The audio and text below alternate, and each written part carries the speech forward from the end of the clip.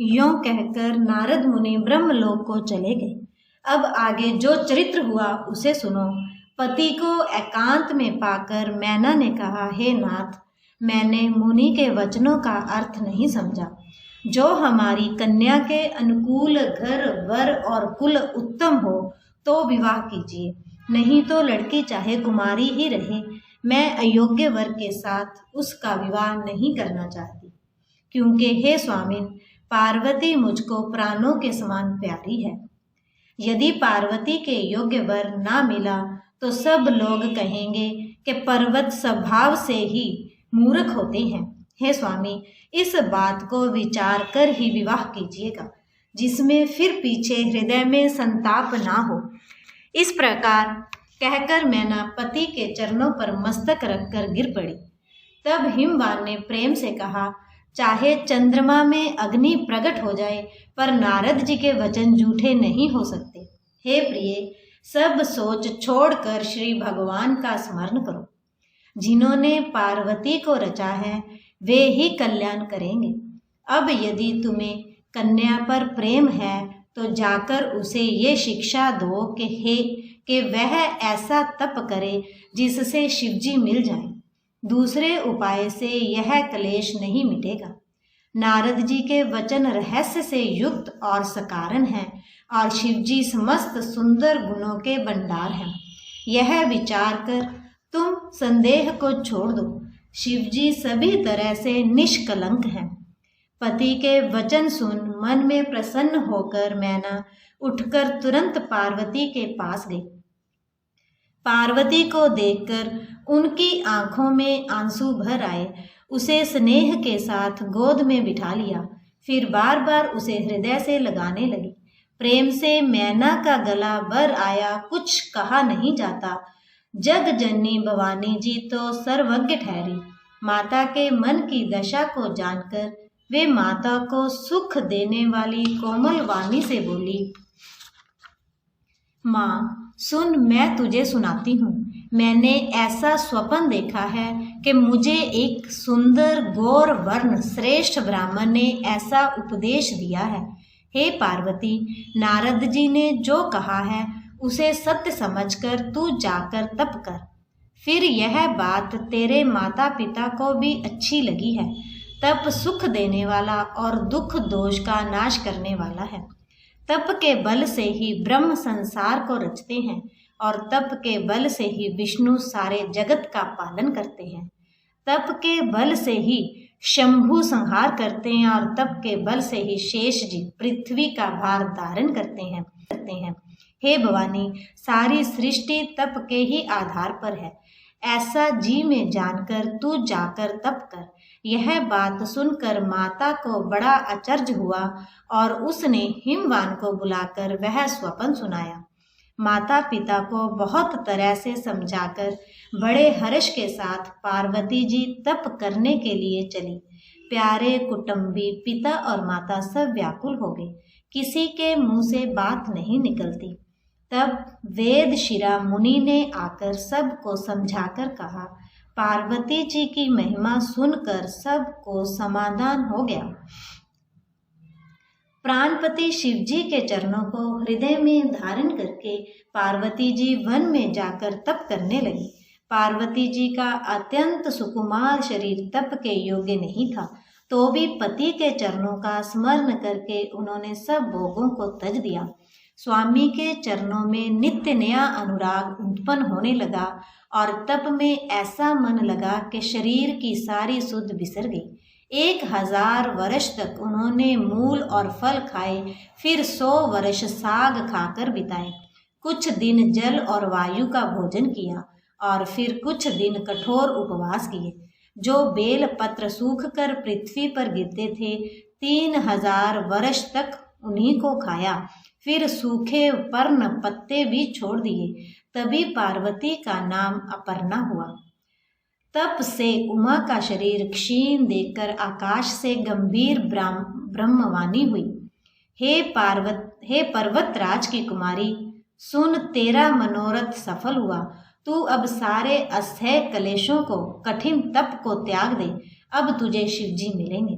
हे भवानी, धीर मुनि और ज्ञानी बहुत हुए हैं, पर ऐसा कठोर तप किसी ने नहीं किया।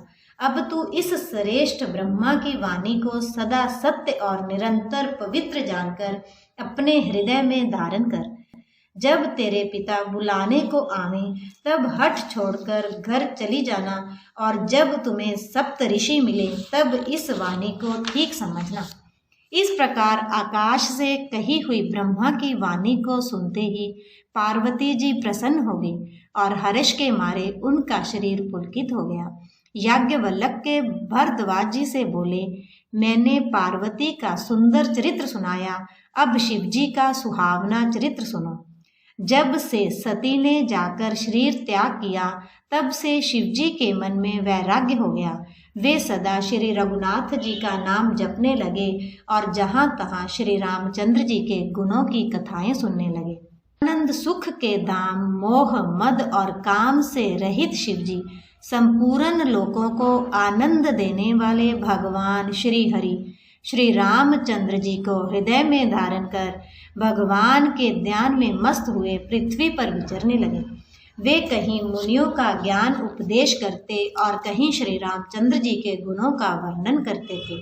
यद्यपि सुजान शिवजी निष्काम हैं, तो भी वे भगवान अपने भक्त सती के कारण वियोग के दुख से दुखी हैं। इस प्रकार बहुत समय बीत गया। श्री रामचंद्र जी के चरणों में नित्य नई प्रीति हो रही है।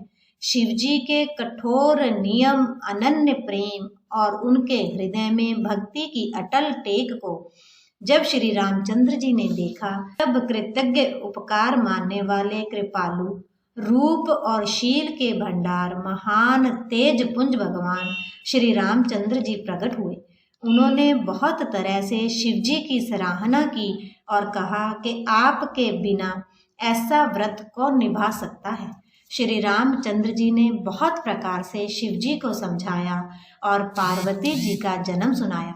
कृपा निधान श्री रामचंद्र जी ने विस्तार पूर्वक पार्वती जी की अत्यंत पवित्र करनी का वर्णन किया।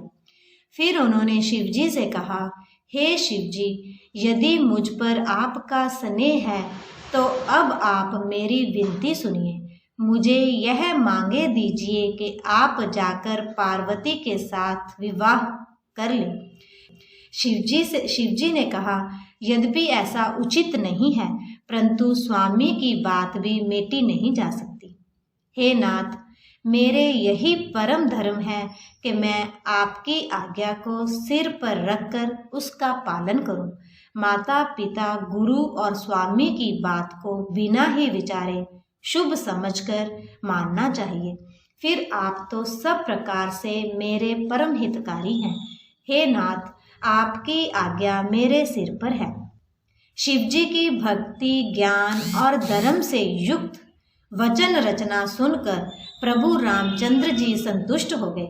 प्रभु ने कहा, हे हर, आपकी प्रतिज्ञा पूरी हो गई। अब हमने जो कहा है उसे हृदय में रखना। इस प्रकार कहकर श्री रामचंद्र जी अंतर ध्यान हो गए। शिवजी ने उनकी वह मूर्ति अपने हृदय में रख ली। उसी समय सप्तऋषि शिवजी के पास आए। प्रभु महादेव ने उनसे अत्यंत सुहावने वचन कहे। आप लोग पार्वती के पास जाकर उनके प्रेम की परीक्षा लीजिए और हिमाचल को कहकर उन्हें पार्वती को लिवा लाने के लिए भेजिए तथा पार्वती को घर भिजवाइए और उनके संदेह को दूर कीजिए। ऋषियों ने वहां जाकर पार्वती को कैसे देखा, मानो मूर्तिमान तपस्या ही हो। मुनि बोले, हे शैल कुमारी, सुनो, तुम किस लिए इतना कठोर तप कर रही हो? तुम किसकी आराधना करती हो और क्या चाहती हो? हमसे अपना सच्चा वेद क्यों नहीं कहती? पार्वती ने कहा, बात कहते मन बहुत सकुचाता है। आप लोग मेरी मूर्खता सुनकर हंसेंगे। मन ने हठ पकड़ लिया है, वह उपदेश नहीं सुनता और जल पर दीवाल उठाना चाहता है। नारद जी ने जो कह दिया उसे सत्य जानकर मैं बिना ही पांख के उड़ना चाहती हूँ। हे मुनियों, आप मेरा अज्ञात तो देखिए कि मैं सदा शिवजी को ही पति बनाना चाहती हूँ। पार्वती जी की बात सुनते ही ऋषि लोग हंस पड़े और बोले, तुम्हारा शरीर पर्वत से ही तो उत्पन्न हुआ है, भला कहो तो नारद का उपदेश सुनकर आज तक किसका घर बसा है। मेरे प्रभु राम जय जय राम, मेरे मन बस जाओ सीताराम।